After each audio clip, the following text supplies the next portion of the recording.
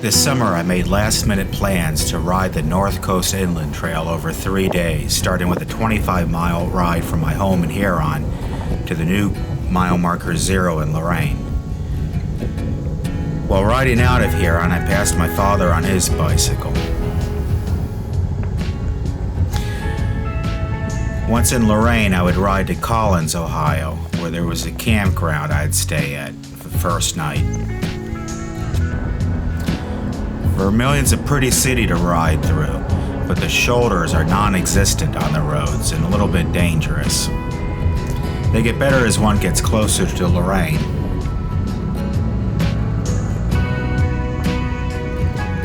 There's old houses along the lake to ride past.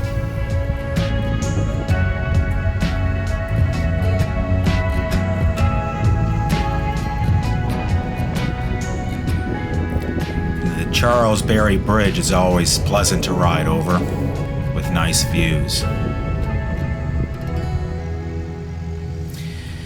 I tried to obtain maps for the trail to the new mile marker 0, but wasn't able to. I won't guarantee that I was on the route the entire time until I got to the Black River Reservation. That gentleman had an interesting accident with his vehicle.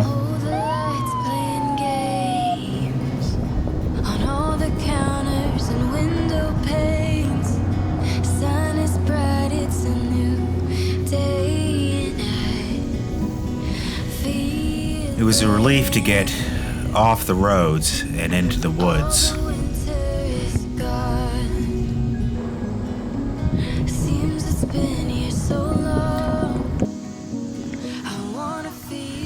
I've ridden along the Black River Reservation many times. It isn't a long trail, but it's also very pretty to ride along. There are several bridges that cross the river that are fun. My daughter had a little bit of an accident into this fence one year.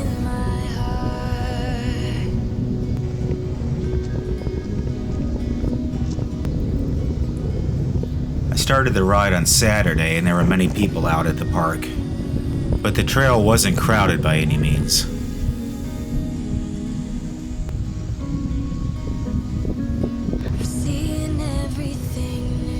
There are a few spots to get fresh water in the Black River Reservation.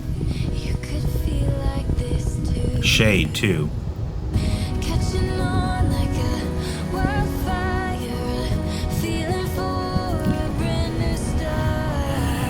Between here and the Cascade Park, one followed sidewalks near the roads for a good bit of the way. The Cascade Park is wonderful, though.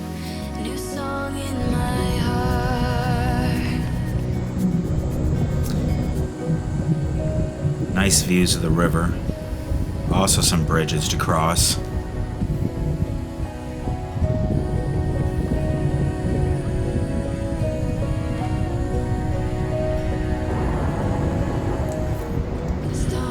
One then comes into downtown Elyria. I took advantage of the opportunity to grab a quick lunch.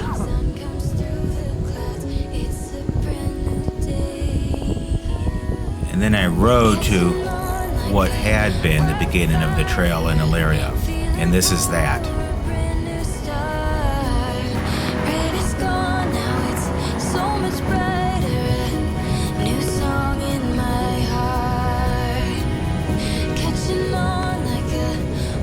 One quickly gets away from the roads.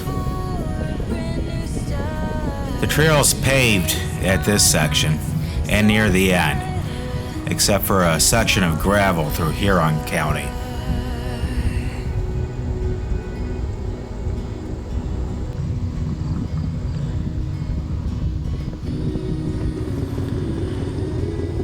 I enjoy coming into Oberlin. If needed, there's convenience stores and restaurants. There's an old rail depot to pass.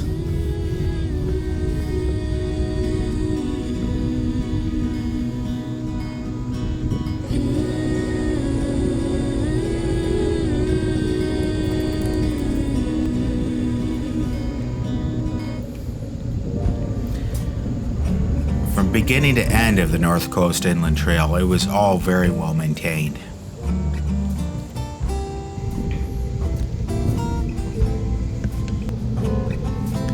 Kipton's one of my favorite towns along the way. It has a neat park, some old agricultural industrial buildings.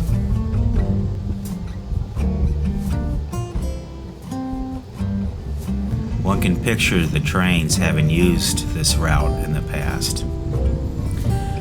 Towards Wakeman, the trail is separated from the road on essentially a sidewalk until one gets near town. I stopped at this gas station to get some fresh water and drinks.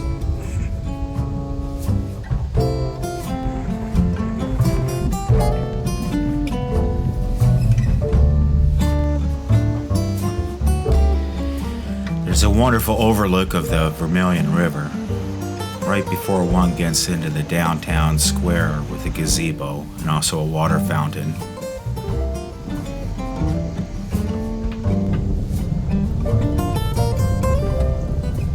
Coming out of Wakeman, there's a short section along the country roads.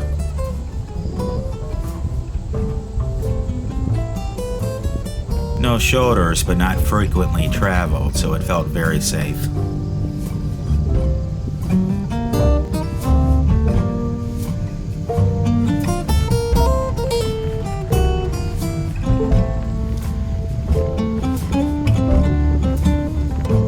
Into Collins is where I found a campsite to stay at Camp Conley. It was extremely inexpensive.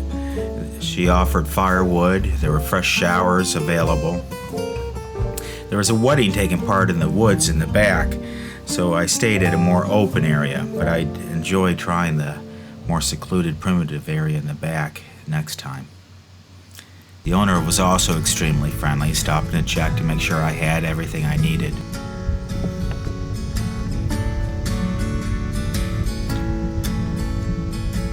They even have a little playground area back in the primitive section. Newborn day and that still warm glow. I head out the second day, planning to get to the end of the trail in what is now Genoa, before stopping in Gibsonberg at a campground to spend my second night sleeping. Time stands still while the sun goes round. Distant winds making silence. I head out fairly early. Riding in Norwalk was my first stop where I planned to get breakfast at the Main Street Cafe, and it was very good. It was nice to cool down in there as well. Let it shine, shine, shine, shine on me. I then headed back out on the trail to go to Monroeville.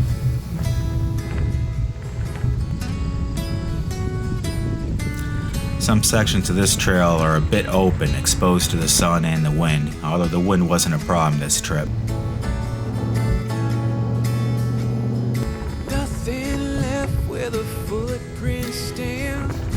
The trail was full of grasshoppers, squirrels, and daredevil chipmunks. Luckily, none were heard in the making of this road trip, though.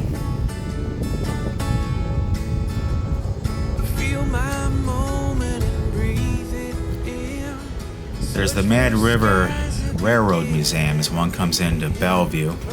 It's nice to visit.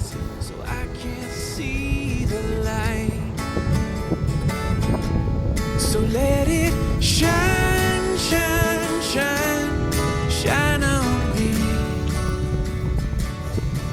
On the west side of Bellevue, the trail is a sidewalk again, wide sidewalk near a busy roadway, very safe. By Bellevue, the trail returned back to pavement.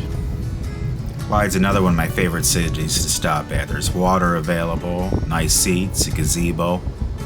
Actually, the water was turned off this trip, but it's usually on. So let it shine, shine, shine, shine on me. Heading into Fremont, there's a park right before one gets into town. Again, water available and shade. And then one crosses the Sandusky River.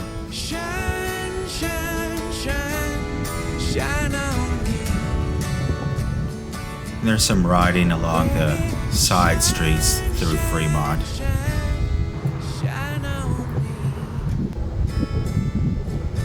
It's all well marked. On the west side of town, one gets back on the rail trail, separated.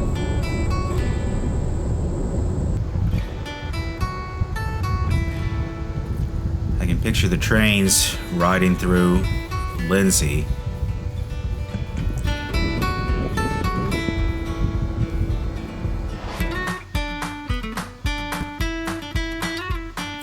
Elmore is what I used to consider the end of the trail. It has some great spots to sit and an old depot as well. But now the trail goes on to Genoa.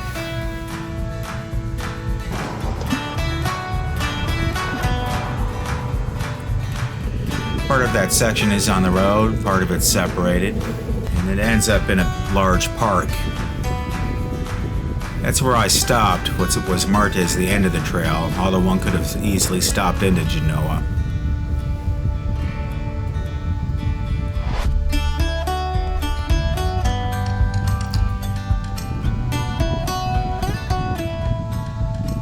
Tried some new bags on my Surly, and they worked well, and the Surly as always works well for me. It wasn't the end of my day, though. I had to get back to Gibsonberg, there's the Whitestar Campground that I was to spend the night at. It's a pretty heavy headwind on the way into Gibsonberg, but as always, I made it through. Stopped in town to pick up something to eat for dinner.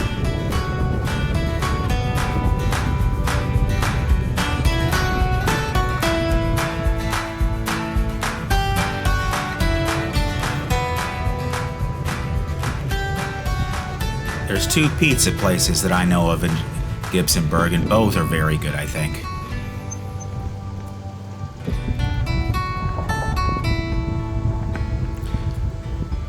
I rode into the Whitestar Campgrounds. I'd say there were only about 5 spots taken up that day. One of them was taken up by Ann and Fred out of Maryland, a couple in their young 80s who travel around on their bikes. They're recumbent bikes, I believe. Traveled to Europe too. They were friendly, stopped and talked. The third day was going to be about 52 miles, and I woke up to some heavy storms and rain, which I watched for it to calm down. And it seemed to end, so I got out on the road. I would ride on some country roads until I connected with the trail again in Fremont.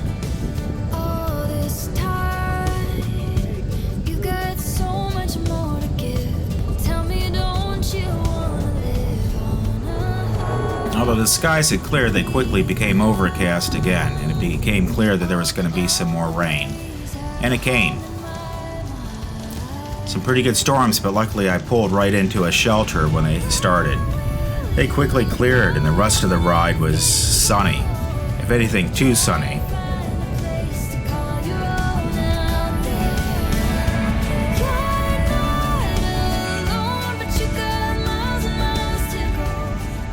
I stopped at a couple of my favorite places until I got to Monroeville and separated from the trail to head home.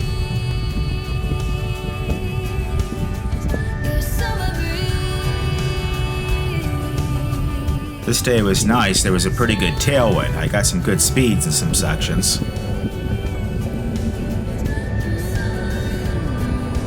This was a nice last-minute trip. It was nice to spend a couple days out camping, a few days out bike riding. Helped keep me in shape for a couple of trips I have coming up that I'm looking forward to. It's a good trail.